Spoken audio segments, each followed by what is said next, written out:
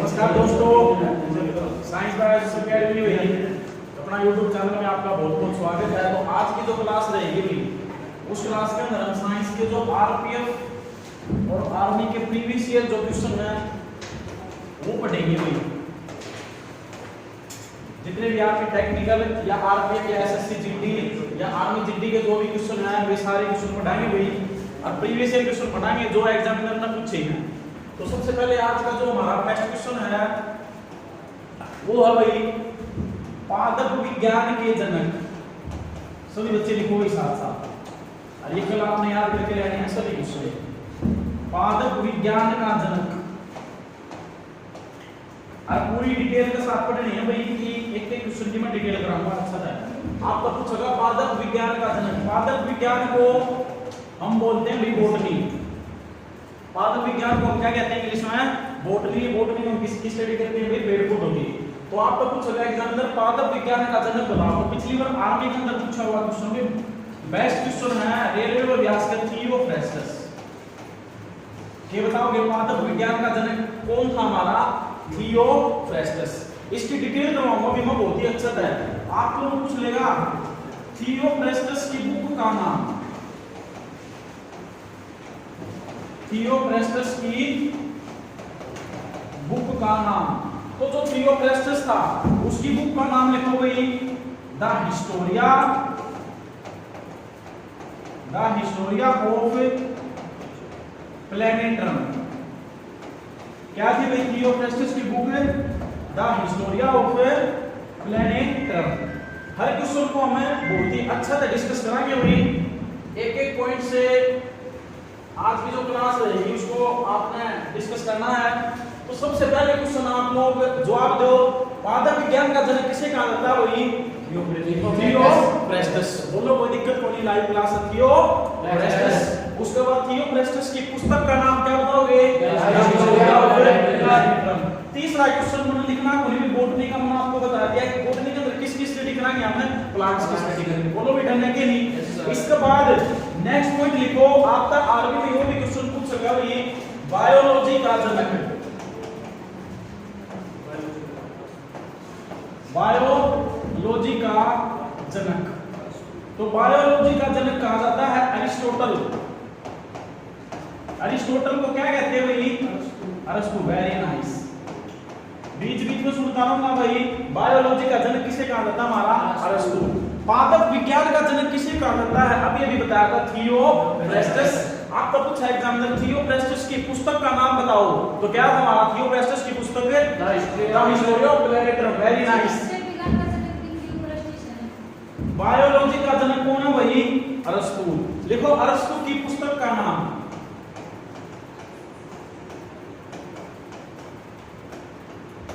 अरस्तु की पुस्तक का नाम।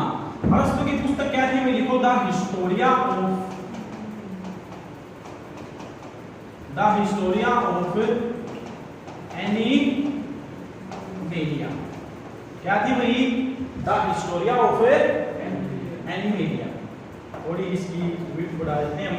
The Historia of animalia. Done है क्या? इसके बाद मैं स्लाइड को आगे ले जाता हूं भाई। देखो आपका पेपर वाला पूछेगा आज की जो क्लास है, इस क्लास के अंदर हम कोई टॉपिक डिस्कस नहीं करेंगे, सिर्फ और सिर्फ जो प्रीवियस ईयर क्वेश्चन है उनको डिस्कस कराएंगे भाई। और बहुत ही इंपॉर्टेंट क्वेश्चन है, हर एग्जाम के अंदर पूछे जाते हैं। सबसे पहले आपका पूछेगा लिखो सबसे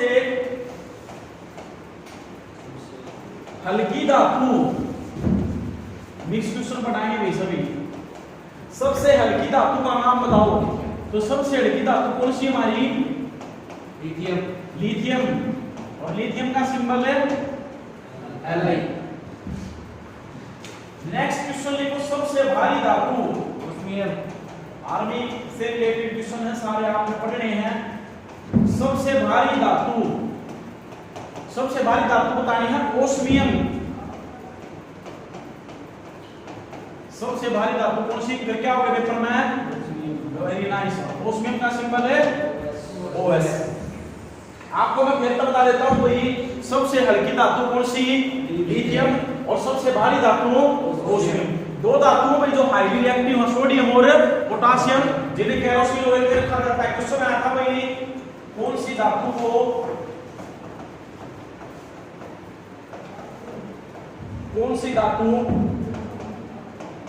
किरोसिन ऑयल मिट्टी का तेल, तो कौन सी बताओगे? सोडियम और पोटासियम। सोडियम का सिंबल होता है हमारा Na और पोटासियम का K।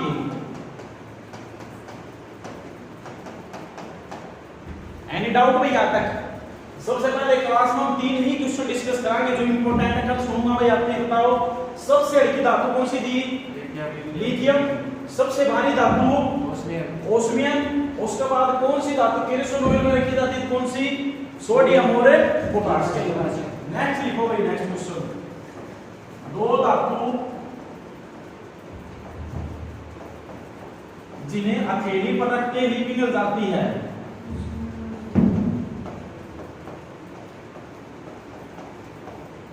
हथेली पर रखते ही पिघल जाती हैं। दो धातु में जो हथेली पर रखते ही पिघल जाती हैं उनका नाम आपको पता होना चाहिए, गैलियम और सीजियम। कौन सी है भाई? गैलियम का सिंबल Ga, G जर्मेनियम का है, और सीजियम का होता हमारा Cs। डन है जी? YouTube पर चाहे आप पहली क्लास लगाओगे भाई, ये क्लास जरूर देखना, स्क्रीनशॉट लेना, क्वेश्चन मिलेंगे भाई हर एग्जाम में। लो लेवल के क्वेश्चन प्लस हाई लेवल के सभी आपका साथ डिस्कस होंगे इस क्लास के अंदर। इंटरेस्ट लेके पढ़ोगे तो कोई दिक्कत नहीं है। देखो सबसे हल्की धातु कौन सी है बताओ? लिथियम। Very nice. सबसे भारी धातु ओस्मियम। केरोसिन ऑयल में सोडियम और पोटेशियम। हथेली पर रखते ही पिघल जाती हैं गैलियम और सीजियम। इस पेज में कोई दिक्कत हो तो बताओ भाई। लिखो तो कौन सी धातु द्रव अवस्था में पाई जाती है? लिखो द्रव धातु।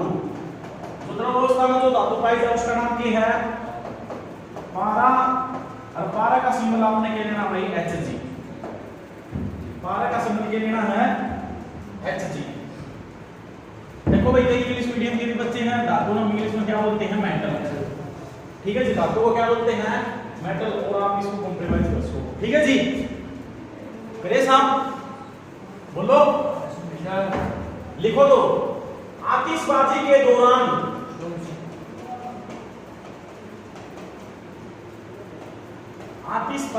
दौरान पटाखों का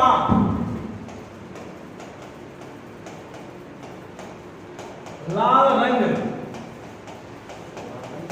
आतिशबाजी के दौरान पटाखों का लाल रंग किस धातु के कारण होता है? तो कौन सी धातु? स्ट्रोंशियम। स्ट्रोंशियम का सिंबल होता है Sr। क्या होता है भाई? याद रखियो, यही बताया मैं एक एक की जगह ये क्वेश्चन एक भी याद नहीं पाए तो समझ में आ गई। दोबारा तक फिर बता दूंगा रिपीट करके। सबसे हल्की धातु कौन सी थी? लिथियम। सबसे भारी धातु ओस्मियम। सबसे हल्की धातु कौन सी थी? लिथियम। सबसे भारी ओस्मियम। द्रव अवस्था में पाई जाने वाली पारा कौन सी थी? हथेली पर रखते पिघल जाती हैं गैलियम और सीजियम। आतिशबाजी के दौरान पटाखों का लाल रंग स्ट्रोंशियम। स्ट्रोंशियम का सिंबल है। जल्दी बताओ स्ट्रॉबेरी कैसी होती है? स्ट्रॉबेरी लाल हो जाएगा याद है, तो लाल रंग स्ट्रोंशियम। नेक्स्ट क्वेश्चन लिखो, ट्रिक भी बताई जाएगी भी। आतिशबाजी के दौरान पटाखों का हरा रंग।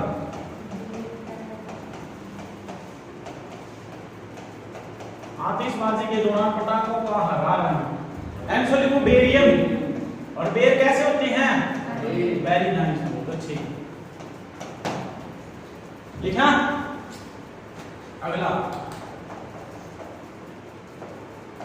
विद्युत की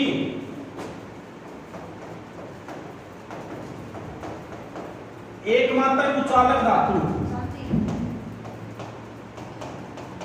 विद्युत की एकमात्र कुचालक धातु लेड। लेड शीशा। और इसका सिंबल वही Pb। लिख लिया? लिखो सबसे ज्यादा सबसे ज्यादा पाई जाने वाली धातु, सबसे ज्यादा पाई जाने वाली धातु, आंसर लिखो एल्यूमिनियम। सबसे ज्यादा पाई जाने वाली धातु कौन सी थी? एल्यूमिनियम। सबसे ज्यादा कौन सी धातु पाई जाती है हमारी ऊपर पट्टी में? सबसे ज्यादा एल्यूमिनियम। और एक और क्वेश्चन लिखो भाई, वेरी इंपॉर्टेंट, टिक करके आपको पूछ रहा है बॉक्साइट। बॉक्साइट किस धातु का अयस्क है? बॉक्साइट किस धातु का अयस्क है? तो कौन सी धातु का भाई? एल्यूमिनियम। बॉक्साइट किस धातु का अयस्क है? अयस्क का मतलब होता है इंग्लिश में ओर, जहां तक धातु को प्योर फॉर्म में निकाला जाता है भाई, ठीक है। तो बॉक्साइट किस धातु का अयस्क आपका? एल्यूमिनियम। जल्दी बताओ, आतिशबाजी के दौरान पटाखों का लाल रंग किस धातु के कारण होता है? स्ट्रोंशियम। है ना भाई? आतिशबाजी के दौरान पटाखों का हरा रंग किस धातु के कारण होता है? बेरियम। विद्युत की एकमात्र कुचालक धातु लेड। सबसे ज्यादा पाई जाने वाली धातु ऊपर पट्टी में एल्यूमिनियम। और बॉक्साइट किस धातु का अयस्क है? अगला लिखो तो भाई, कौन सा तत्व वंडर एलिमेंट के नाम से जाना जाता है? कौन सा तत्व वंडर एलिमेंट के नाम से जाना जाता है? गला उछाले, कौन सा तत्व वंडर एलिमेंट के नाम से जाना जाता है? आंसर लिखो टाइटेनियम। कौन सा भाई? बताओ। टाइटेनियम। टाइटेनियम। डन है क्या?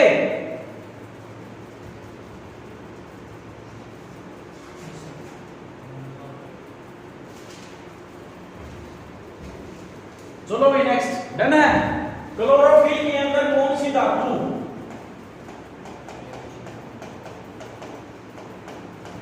क्लोरोफिल के अंदर आप तो पूछ ले धातु, तो क्या आंसर दे गया होगा पेपर में? मैग्नीशियम। क्लोरोफिल के अंदर कौन सी धातु गई? मैग्नीशियम। मैग्नीशियम का सिंबल है Mg। मैग्नीशियम का सिंबल है Mg। भविष्य की धातु, भविष्य की धातु पूछ ले तो आंसर देना है यूरेनियम। भविष्य की धातु कौन सी हुई? और यूरेनियम का सिंबल है U।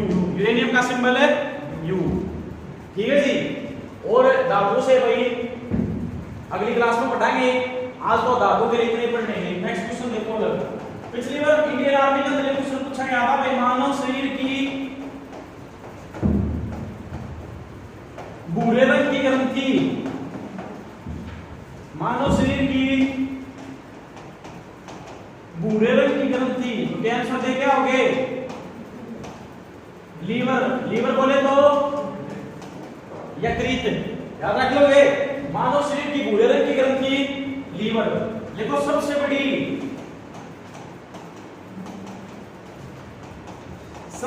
बहिस्रावी ग्रंथि,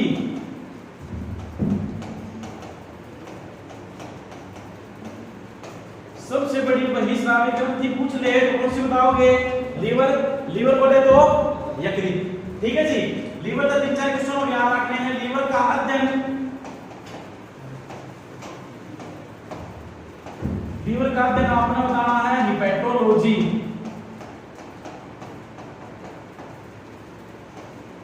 लीवर का अध्ययन क्या कहलाता है भाई? हिपैटोलॉजी। लीवर का वजन, लीवर का वजन होता है 1.5 kg। अपनी बॉडी की दो साइड है, या लेफ्ट और या राइट, तो राइट साइड में अपना क्या हो भाई? लीवर। जैसे कि ये अपना स्टमक है, स्टमक किसका कार का हो है? जे कार का, तो इस स्टमक के इस साइड अपना क्या हो भाई? लीवर। और पत्ते जैसे जो संरचना हो है उसमें आप क्या बोला करो? पैनक्रियाज। पैनक्रियाज बोले तो अग्नाशय, अग्नाशय या पैनक्रियाज। तो आपने क्या क्वेश्चन याद रखने भाई? सबसे बड़ी बहिस्रावी ग्रंथि क्या बताओगे? लीवर, यकृत। लीवर का अध्ययन क्या कहलाता है? हिपैटोलॉजी। लीवर का वजन कितना करके आओगे? 1.5 kg। फिर बताना है लीवर में घुलनशील विटामिन,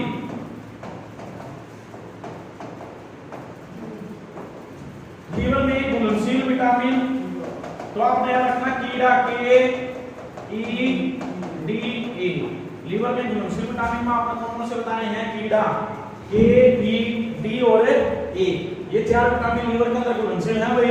और मैं बता देता हूं मार्निंग के अंदर कई बार पूछा जाएगा विटामिनों के रासायनिक नाम। सबसे पहले है विटामिन ए, कौन सा भाई? तो कई बार बोलते हैं बचपन से A for Apple, A for, और एप्पल का सबसे पहले हम क्या पूछते हैं? रेट। तो क्या बना भाई? रेटिनॉल।